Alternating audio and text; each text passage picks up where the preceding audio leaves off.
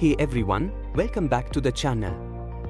If you've ever wondered what the repo rate and reverse repo rate mean, why they matter, and how they affect you, you are in the right place. Stick around, because today we are going to break it down in just 5 minutes. Let's go! Okay, let's start with the repo rate. Repo stands for repurchase agreement. Think of the repo rate as the interest rate at which the central bank, like the Reserve Bank of India or the Federal Reserve, lends money to commercial banks. When banks need money, they go to the central bank and pledge government securities as collateral, and in exchange, they get short-term loans. The repo rate is the cost of that loan.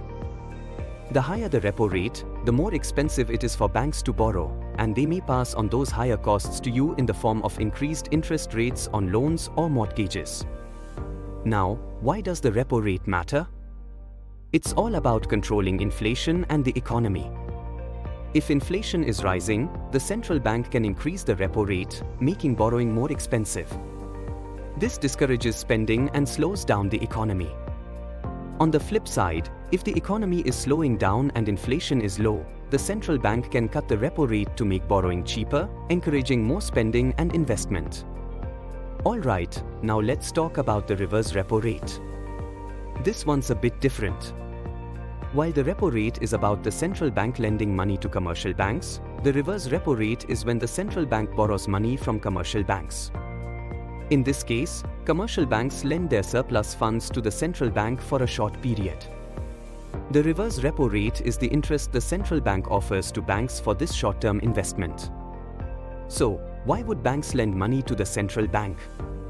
Well, when there's excess money in the banking system, the central bank uses the reverse repo rate to absorb this liquidity. The higher the reverse repo rate, the more attractive it is for banks to park their money with the central bank rather than lending it out in the market. This helps to manage inflation by controlling excess money supply. So, let's quickly compare these two. Repo rate is when the central bank lends to commercial banks, and it's about injecting liquidity into the market. Reverse repo rate is when the central bank borrows from commercial banks, absorbing excess liquidity from the market. In simple terms, the repo rate is about adding money to the economy, while the reverse repo rate is about taking money out of the economy. But how does this affect you? Well, the repo and reverse repo rates influence your daily life in several ways.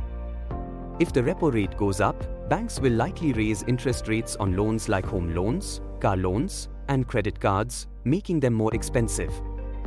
On the flip side, when the repo rate goes down, loans become cheaper, which means more affordable EMIs for you. Similarly, reverse repo rates can affect the overall liquidity in the market, which can influence everything from the stock market to the savings rates on your bank deposits. To wrap it up, both repo and reverse repo rates are tools used by the central bank to manage the economy, controlling inflation, liquidity, and the cost of borrowing.